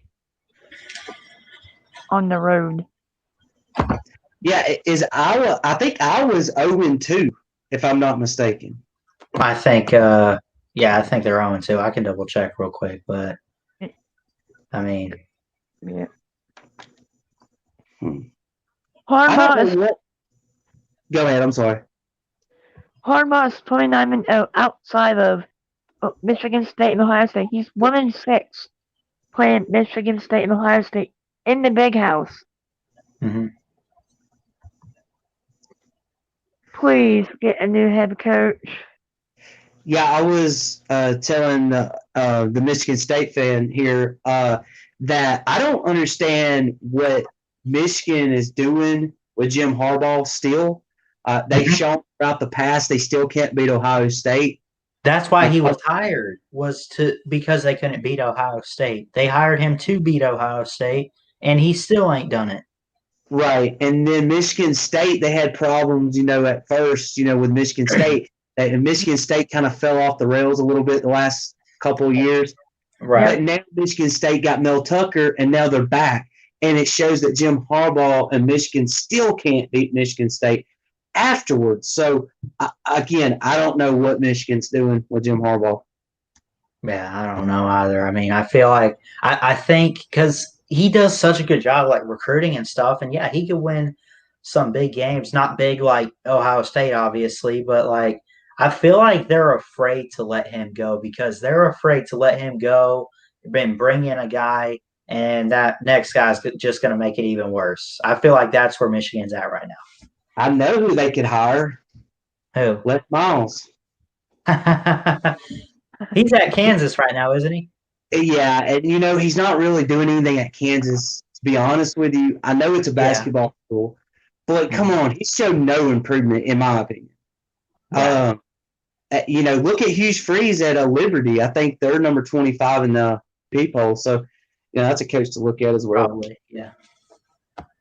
I think that Maryland will upset Michigan. With Tua's brother as quarterback, Mike Watson there for him. Yeah. Yeah. And Maryland just beat Minnesota 45-44. So yeah. How was Minnesota ranked in that game? If I'm not, I could be wrong, but I think they were like around 18th, somewhere from there. At least I thought. The new poll's out, and Maryland's not in there. Maybe because of their loss the week. I don't know, but Oh, Yeah. I was thinking of Minnesota. No, I don't think Maryland was ranked. no, I was asking if Maryland was ranked in that game. No, they weren't.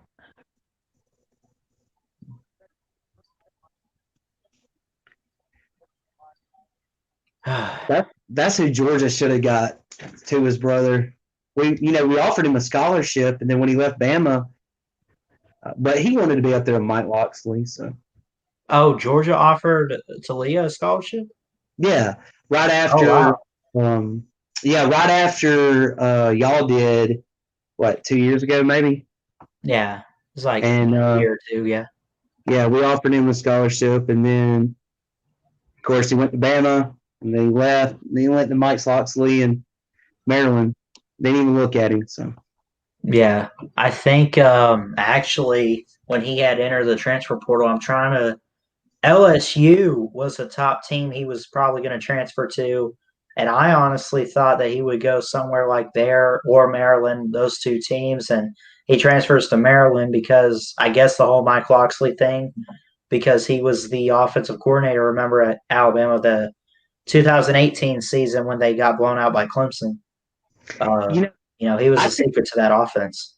I can't get over Mike Locksley's record in his career as a head coach. Yeah. That's mind-boggling to me. Yeah, man. It's crazy. I have my But- playoff. I have my playoff predictions coming out soon, hopefully. Mm-hmm. I have Bama number 1, Purdue number 2. Wait, whose playoff predictions are these Mine. for this year? Yeah. Purdue number 2. Okay, keep going. We'll get to that in a second. Then I have Notre Dame at number 3. And then I have maybe Texas. Maybe who? Texas. Texas lost. Who did Texas lose to? Oklahoma. Where's Clemson at? I haven't. The way they've been playing, I just haven't seen enough in them.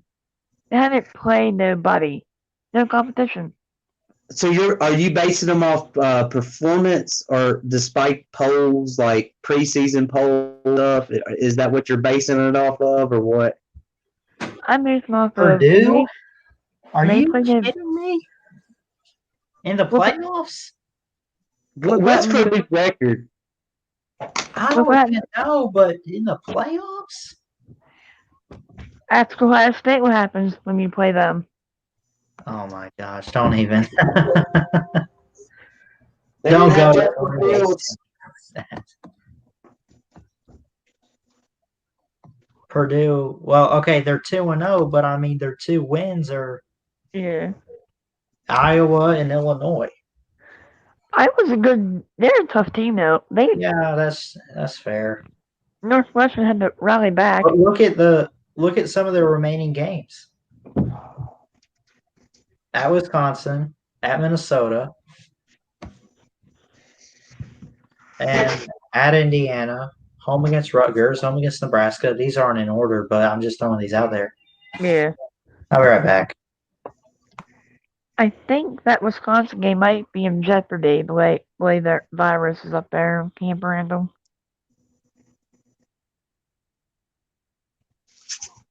So who was your 5th team?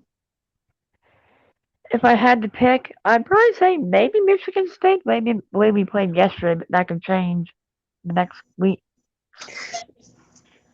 So where does Florida, Georgia, Bama? Where do they stand at? I have Bama at number 1. But if you had a top, let's say top 25, where would you put Georgia? Right now, they'd probably be about 6. Florida would probably be 8th. Despite the quarterback situation, so you're saying there's a 6th ranked team today, or they will be, let's say, in 5, 6, 7 weeks from now? Right now, they'd be sixth. And the reason why I put Florida a little bit lower is because Texas A&M. That's a game. Fair. That's a game that Florida. Their defense is a hot mess. I've seen 2 games, and their defense just looked kind of like the Cleveland Browns. Just what is going on right now? It's hard for me to take up for Purdue because even when they beat Ohio State, they lost to, what was it, Auburn? I could be thinking, no, that was like 2 years ago, wasn't it? Who? When Auburn lost to Jarrett Stidham and they beat Ohio State by 29. Talking about Purdue. They played. Yeah, because they went to the bowl game and Auburn played Purdue, and Purdue was like losing 50-something to nothing a half. Oh, in the ball. Oh, yeah. I remember that. Yeah. Yeah. I mean, Purdue That was like the Music City Bowl, I think. Yeah. Yeah, Purdue is still missing Drew Brees. So. Mm-hmm. Yeah. Yeah. They had David Blau. He was solid. He was solid at Purdue. He wasn't a Drew Brees type of guy. So if Purdue played Bama today, what would be the score at halftime? Who knows? I don't even know. What do you think? Bama 49, Purdue 33. Wow. So even though Georgia couldn't put 33 up with that good defense, Purdue still has enough to put 33 on Bama, right? You're going to compare Purdue to Georgia? I'm making a statement. If Georgia has this great, wonderful defense, you're telling me that Purdue's going to put 33 on Bama when Georgia couldn't do it? Yeah. With the quarterback. Wow. Yeah.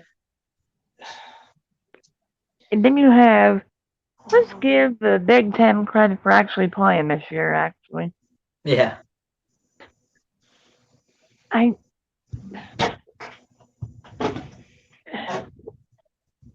Do you recall the 2015 Michigan State game?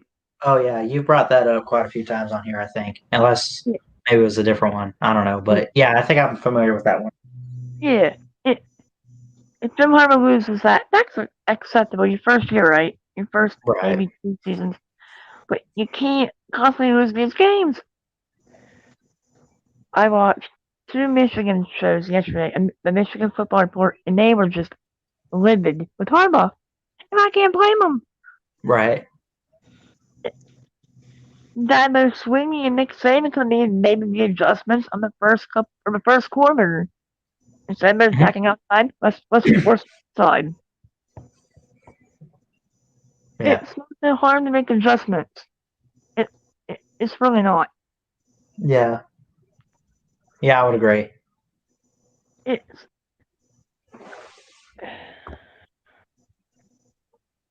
When I think of Michigan State, I'm thinking smash down, run the football, grind the clock out.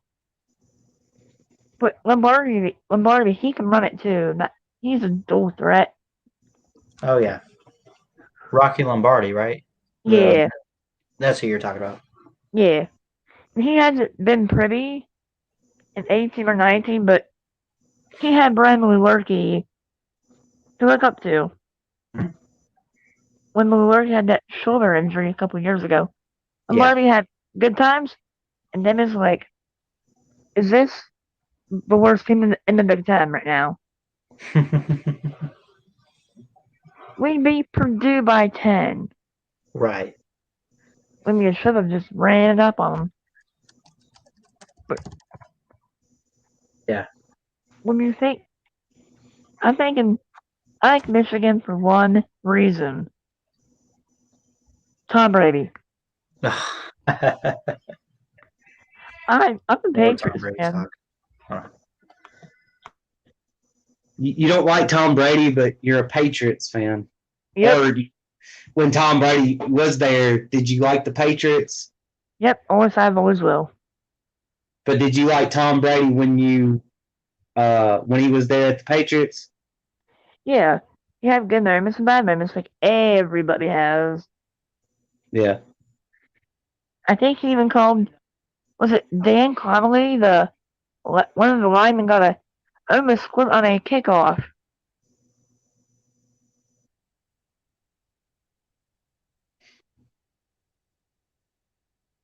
But Michigan State has got to get this run game going.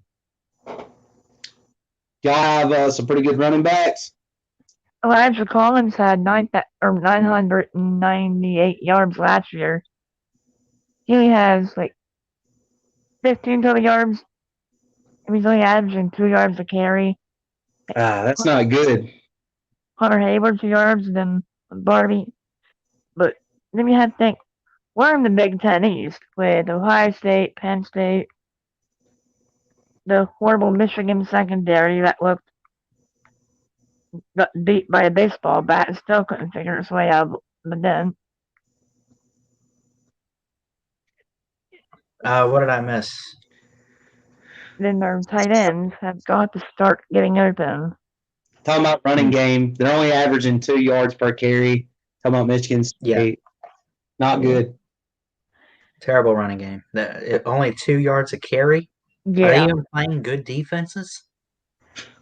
Mel Tucker has a 4.25, and we played against Rutgers. We got some good runs in there. I think our longest was like 12. But Yeah. that's Rutgers defense, so. But we have got to get that going, especially with Iowa. You can't be one-dimensional at Iowa. Yeah, I would agree. When was the last time y'all had over 100 yards rushing by your running back? I think it was in the last year's bowl game against Vanderbilt. Or no, We all played Vandy, so. Wait, hold on. Against Vanderbilt? They didn't make the bowl game last year, did they? No, it was Wake Forest. Yeah, Vandy, I think, only won a game or two. I got the uniforms mixed up. Yeah. Hey, did y'all? Yeah, they are similar. What was the score in that game? Just curious when y'all played Jamie Newman. It was 27-21. And y'all lost or won? We won. Jamie Newman, he threw a pick 6 to the big man, Jacob Ponashuk. You hear this, Ballard, right? Jamie Newman threw a pick and lost 27, the 20 or 21? Yeah. Only like a few points, like one score. Yeah, in the bowl game last year. So then he goes to Georgia and does all that crap and leaves. And so maybe Jamie Newman wasn't as good as what we thought. Yeah, maybe. He threw it to a But it's defensive still no lineman. excuse, like, for Georgia. Yeah. I mean, Brandon Lurky threw some pick 6s, but he came back and was like, my fault, here we go. Connor Cook did the same thing. Quarterbacks are going to throw interceptions. Some are going to be returned for touchdowns. I mean, it's going to happen for a quarterback. I mean, Yeah. the question is, how do you respond to it? Yeah. Connor Cook threw an interception. I think it was either in Indiana or Penn State, and he comes back there on 2 or 3 straight touchdown passes. Yeah. And I think we should have beat Nebraska on 15. I think we should have. Yeah. Let's give Mark Antonio credit for what he built. Oh, yeah, absolutely. Should Michigan State been in the playoff in 15? No. Should we been in the condition for it? I feel like Michigan State in 2015. Now, it was a good year, obviously, and Alabama shut them out like 38-0. Not to get you all upset or anything, MSU fan. But yeah, I feel like Michigan State, they were a good team. I didn't see them as much of a playoff team, though. I didn't see them as playoff caliber. No offense, but I mean, I feel like they got lucky getting in there. Yeah, you should have lost to Michigan. We know what happened. Yep. Yeah, you should have lose to Ohio State. Hey, stop. Well, I do know when we played Michigan State in the past, talking about Georgia, I mean, it came down to field and everything. And I think the last time we played Michigan State, we had a blocked field goal. I think Michigan State beat us by 3 points. So it's been a roller coaster ride up and down when we played Michigan State. I think a little before 2014. Yeah. It was 2011. Yeah. Because we lost the Big Ten championship to Wisconsin Yeah. because of the penalty on Isaiah Lewis running into the kicker. Mm-hmm. So, Ballard, do you think that I've been hearing LSU fans are calling for defensive coordinator Bo Pelini at LSU to be fired? Do you think will happen by the end of the year or what? I don't know. I don't know what to make of Bo Pelini. I don't know what to make of it. The only thing I'm saying about LSU is congrats on last year. You lost a lot of talent this year. You're rebuilding.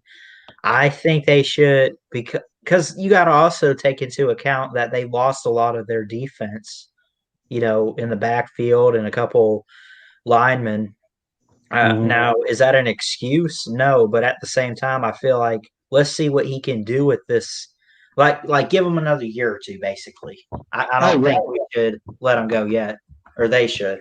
I mean, it's got to be 2 to 3 years. I mean, they lost so much. I don't think people realize how much talent LSU really lost. That's what I was saying in the offseason. When I was doing the preview videos and I made one for LSU, I said they'll be a great team, but they won't be what they were last year. They just lost so much. They got quite a bit coming back. They're going to be talented, but it won't be what we saw last year. That we'll probably never see. Now, I use this term lightly because Mac Jones is lighting it up. But what LSU did last year, we probably won't see that again for a long time in college football unless, Bama continues. I don't know. But, I mean, seriously. Yeah, I agree. And people, I think, needs to push the brakes. They need to start pumping the brakes because LSU is not going to get better the rest of the way. Yep. And they may not – it may take them in the middle of next year to start doing something. I don't know if it will take that long. But I do know they're going to have to give Ed Orgeron that much time, more than probably 2 or 3 years, because they just gave him a huge contract extension. Mm-hmm. So we start talking about firing coaches. Which is well earned, by the way. Yeah. He deserves every penny, I think. Yeah, let's not forget, LSU almost lost to Missouri, I believe. Yeah. Or they ended up losing. Yeah, Missouri beat LSU. Oh, yeah, that is true. But it was close. It wasn't a blowout or anything. They should have won, but they didn't. And Mizzou just upset them. The one game that I can't believe LSU lost to was Mississippi State. Week 1? That's a head scratcher, man. I just can't figure that out. Mississippi State's thrown more interceptions than normally a bad quarterback will have in the entire year playing 12, 13 games unless they go to a bowl game. I think they've scored not scored, but they threw 9 interceptions, if not more. And that's just talking with AJ Costello. Yeah. I mean, the backup Rogers is no different. I know in the Kentucky game he threw for Mississippi State 2 interceptions. Yeah. I mean, he was playing against Alabama yesterday. I don't remember if he was throwing the ball around. I'll have to look back, but he was getting some reps late in the game. You're talking about Rogers? Exactly. Yep. Yeah. He's no better. And actually, I'm pretty sure he was. What were you saying? I said it's just tough slaying for Mississippi State. Yeah, he played quite a bit yesterday. I can't remember if he started, but he had a 64.9, rounded up to like 65 completion percentage. That's not too bad. 147 passing yards, but still no touchdowns. Then again, Mississippi State was shut out the entire game, 41-0. Alabama wins that. But, I mean, it's just a really weird, insane year with crazy upsets and what we're not expecting to see from teams this year in 2020. Yeah. And I don't even want to hear any of this. Well, COVID messed it up. I don't even want to quit using COVID as an excuse for football games and everything. Just stop it. Oh, well, a lot's going to happen with COVID and players out. Just look, I would agree, but just we're using it as an excuse, aren't we?